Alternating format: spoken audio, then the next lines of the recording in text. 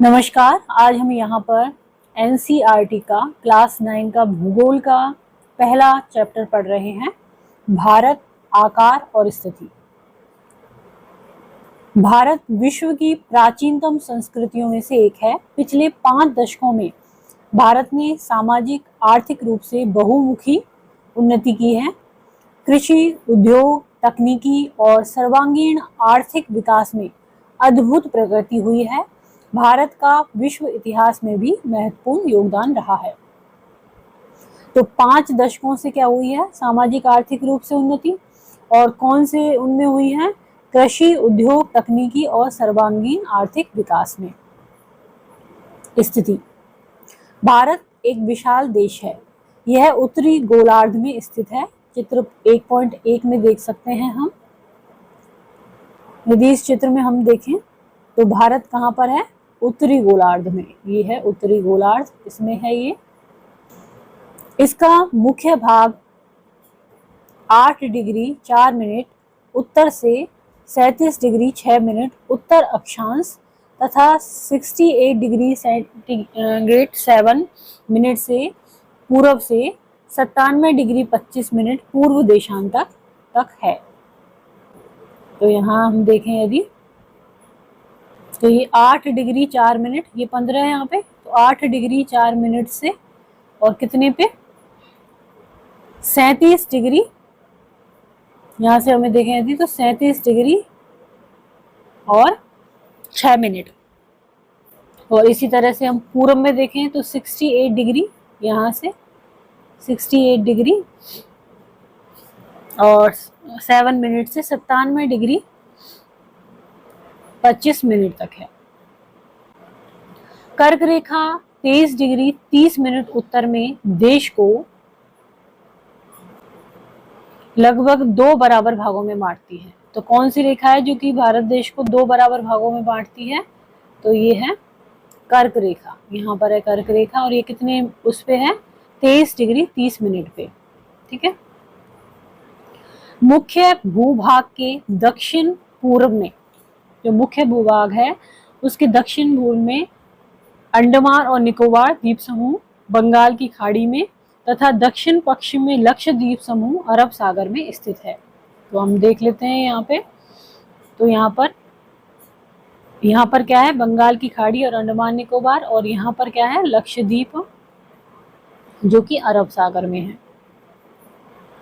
अपनी एटलस की सहायता से इन द्वीप समूह का विस्तार ज्ञात कीजिए। क्या आप जानते हैं भारतीय संघ राज्य का सबसे दक्षिणी बिंदु, जो कि इंदिरा बिंदु कहा जाता था, सन 2004 में सुनामी लहरों के कारण समुद्र में जलमग्न हो गया है।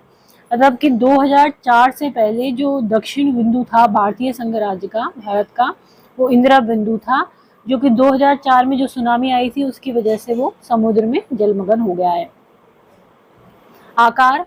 भारत के भूभाग का कुल क्षेत्रफल लगभग 32.8 लाख वर्ग किलोमीटर है।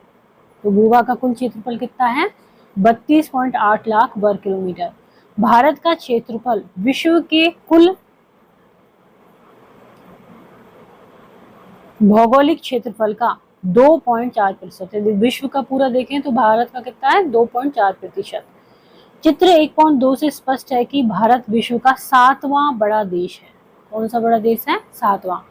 भारत की स्थल सीमा रेखा लगभग 15,200 किलोमीटर और समुद्री तट रेखा अंडमान और निकोबार द्वीप समूह और लक्षद्वीप समूह के साथ कितनी है? 7,516.6 किलोमीटर।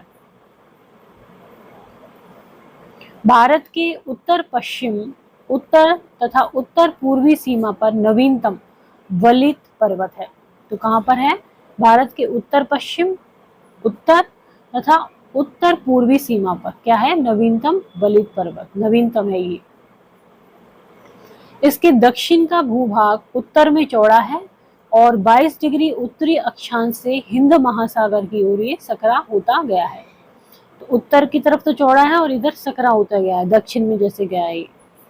इसके पश्चिम में अरब सागर है तथा पूर्व में बंगाल की खाड़ी स्थित है। चित्र 1.3 में देखिए कि अक्षांश और देशांतर का विस्तार लगभग 30 डिग्री है।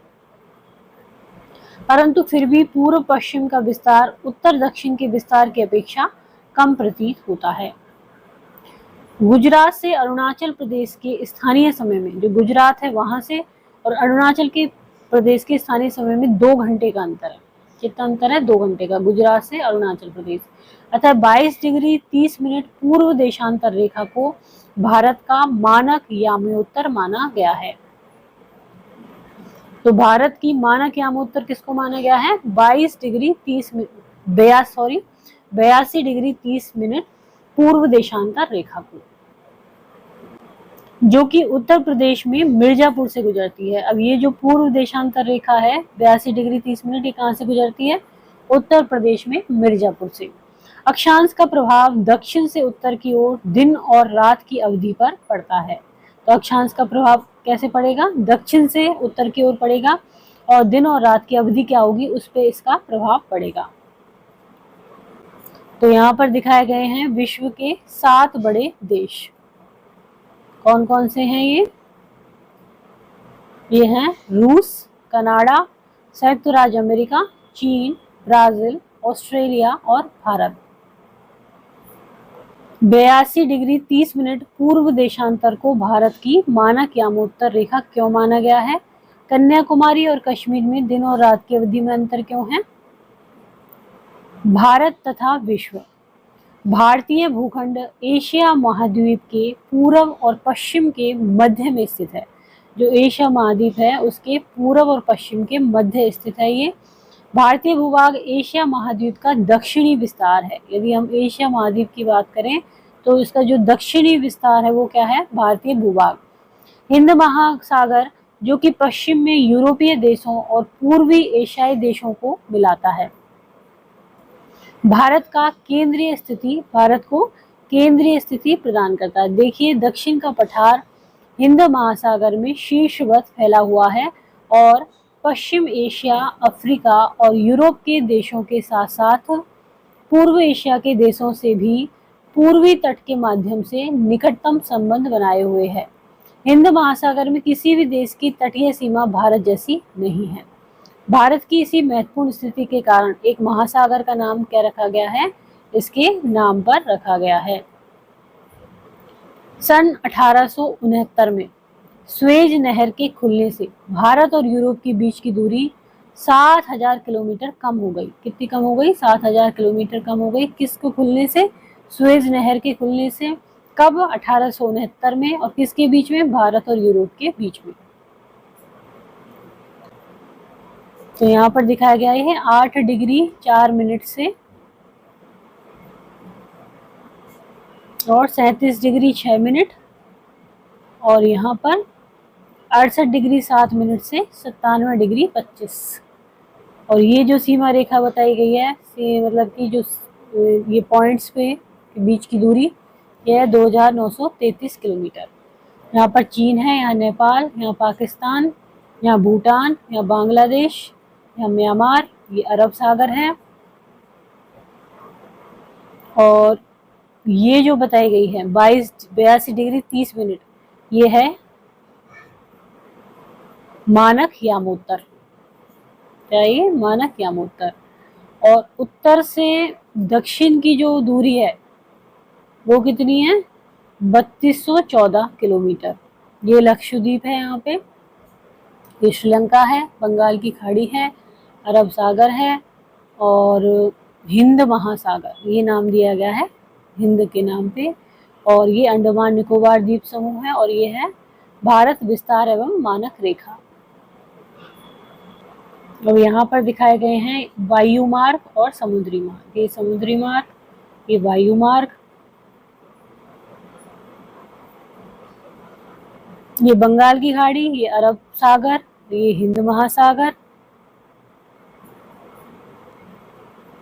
भारत का विश्व के देशों के साथ संपर्क युगों पुराना है, परंतु यह संबंध समुद्री जलमार्गों की अपेक्षा भूभागों से होकर था।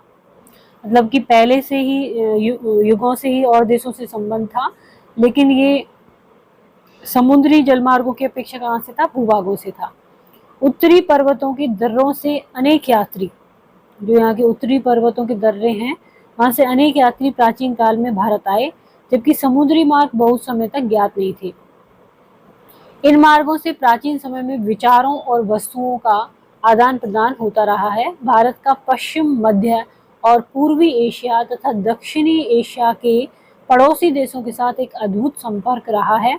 इस प्रकार उपनिषदों के विचार, रामायण तथा पंचतंत्र की कहानियां, भारतीय अंक एवं दशमलव प्रणाली आदि संसार के विभिन्न भागों तक पहुंच सके। तो इन्हीं मार्गों के द्वारा पहुंचे। मसाले, मलमल आदि कपड़े तथा व्यापार के अन्य सामान भारत से विभिन्न देशों को ले जाए जाते थे। इसके विपरीत यूनानी स्थापत्य कला तथा पश्चिमी एशिया की वास्तुकला के प्रतीक मीनारों तथा गुंबदों का प्रभाव हमारे देश के विभिन्न भागों में देखा गया। भारत के पड़ोसी देश। भारत का दक्षिणी एशिया में एक महत्वपूर्ण स्थान है। भारत में 28 राज्य और 8 केंद्र शासित क्षेत्र हैं। तो यहाँ पर जो ये मैप दिया हुआ है, इसमें अंतर्राष्ट्रीय व्यापार मार्ग ही दिखाया गया है। डॉटेड लाइन से दिखाया गया है समुद्री मार्ग, और ये प्लेन लाइन से दिखाया गया है वायु मार्ग। और यहाँ पर ये कर्क रेखा जा रही है जो भारत को 2 भागों में विभाजित कर रही है। भूमि की सीमाएं उत्तर पश्चिम में पाकिस्तान और अफगानिस्तान के साथ, उत्तर में चीन, तिब्बत, नेपाल और भूटान के साथ तथा पूर्व में म्यांमार व बांग्लादेश के साथ हैं। दक्षिण में समुद्री पार हमारे पड़ोसी 2 द्वीप समूह राष्ट्र श्रीलंका और मालदीव हैं। भारत और श्रीलंका के बीच में छोटा समुद्री रास्ता पाक जल संधि तथा मन्नार की खाड़ी है। तो भारत और श्रीलंका के बीच में कौन सा है छोटा समुद्री रास्ता? इसको कहते हैं पाक जल संधि और तथा मन्नार की खाड़ी। मालदीव लक्षद्वीप समूह के दक्षिण में स्थित है। अपने पड़ोसी देशों के साथ भारत के भौगोलिक और ऐतिहासिक संबंध बहुत अच्छे रहे हैं। अपनी एटलस में एशिया के मानचित्र में देखा कि भारत कैसे अलग दिखाई देता है। तो ये यहाँ दिखाया गया है मालदीव।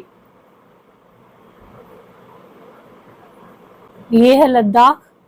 यहाँ पर जम्मू कश्मीर, हिमाचल प्रदेश, पंजाब, हरियाणा, दिल्ली, उत्तराखंड, राजस्थान, उत्तर प्रदेश, नेपाल, सिक्किम,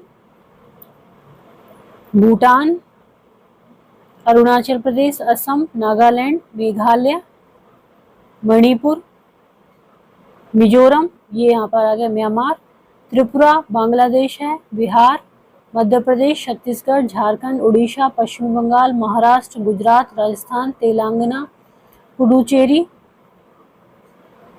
न्यू मुरे द्वीप, भारत, गोवा, कर्नाटक, आंध्र प्रदेश, तमिलनाडु, केरल, ये पुदुचेरी, करिकाल पुदुचेरी। और ये यहाँ पर दिखाई गई अंतर्राष्ट्रीय सीमा और ये यहाँ पर राज्य सीमा। क्या आप जानते हैं स्कूल भुवन एक पोर्टल है जो देश के प्राकृतिक संसाधनों, पर्यावरण और सतत विकास में उनकी भूमिका के बारे में छात्रों के बीच जागरूकता लाने के लिए मानचित्र आधारित शिक्षा प्रदान करता है। यह एनसीईआरटी पाठ्यक्रम के आधार पर भुवन NRSC इसरो की एक पहल है। आप माध्यमिक स्तर से संबंधित भारत के विभिन्न मानचित्रों को देख सकते हैं इसमें स्कूल भुवन पोर्टल में।